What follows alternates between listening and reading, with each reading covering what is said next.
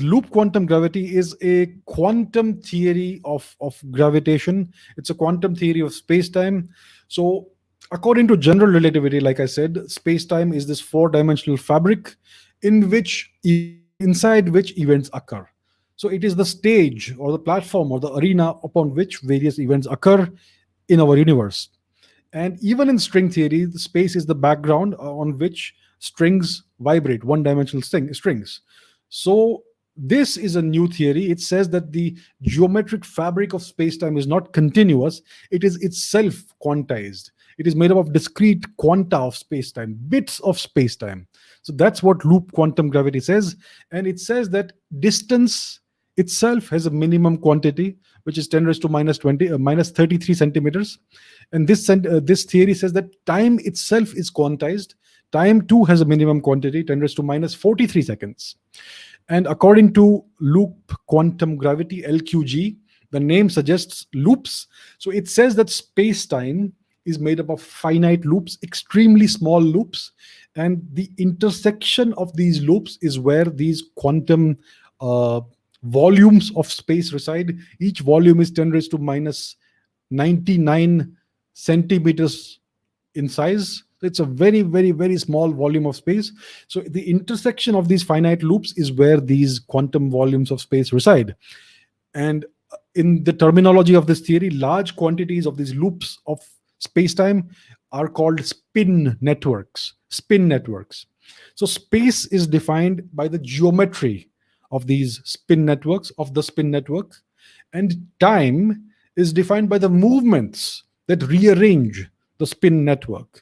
So time is an emergent property of the geometry of the spin network. It emerges when the spin network moves.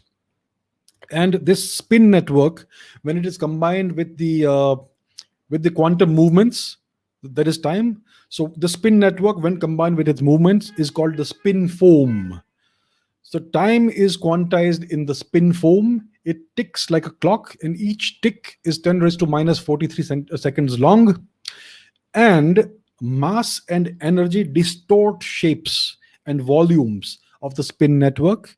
So this distorts space and time because any movement of these quanta also affects the time quanta.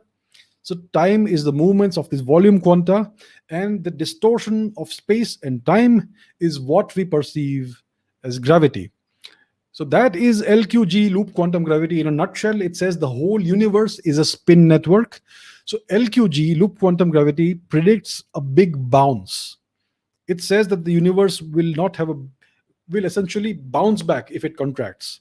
Because, see, according to the Big Bang theory, what we have is that the universe is supposed to have originated as a zero-dimensional point-like structure, a singularity. And according to LQG, the smallest allowed volume of space is 10 raised to minus 99 cubic centimeters.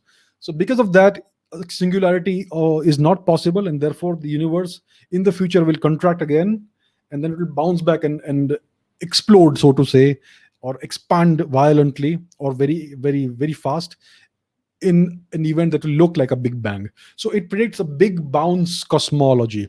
So essentially, loop quantum gravity is able to, in a way, tell you what happened before the big bang. There was a big crunch, kind of a big collapse, a big crunch. So the previous universe, the previous incarnation of our universe, contracted upon itself after a period of time, and it went down to this minimum allowed quantum of volume, 10 raised to minus 99 cubic centimeters, and then it bounced back. So that's what LQG says. Is it proven? No, as of now, we don't have sufficient proof of it. It is a good theory. It is a theory that is taken seriously, and it needs to be refined further, and it needs to make predictions that are testable. As of now, we don't have any significant testable predictions, but it's a very good and very interesting theory. So that is loop quantum gravity in a nutshell.